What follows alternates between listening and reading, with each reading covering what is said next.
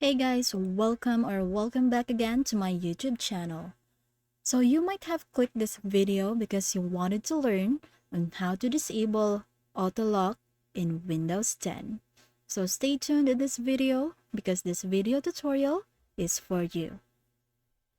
So the very first thing that we have to do for us to disable the auto lock in Windows 10 is to type here in the search box sign in options. So click that one, then scroll down and look for requires sign in. So in your case, maybe it says there that when this PC wakes from sleep, that's the default. You have to change that to never. So just like this one, it should be never.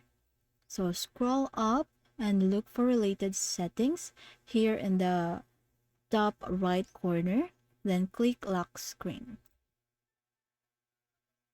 So after clicking lock screen, you will be directed to this. Just scroll down and look for screensaver settings. So after clicking that, this one will pop up. And then as you can see in here, this one is checked in this box. So you just have to uncheck that one. Then click apply and OK. So after all that, you have to close this one. Let's go back to the search bar and type control panel.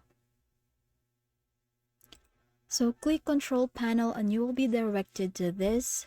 So if you're seeing this, you have to change this one. Make sure that you tick large icons. So this one will show up.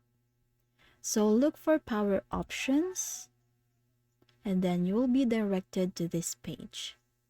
So now what you have to click is this one. Choose what the power button does.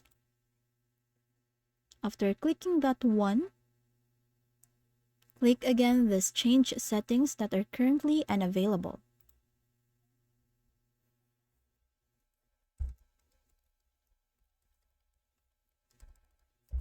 So after that, if you're seeing that this options in here, so you're seeing these options here, then for this one, focus on the lock. If this is checked, then you have to uncheck that one.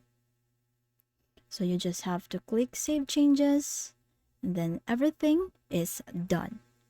There will be no auto lock on your computer.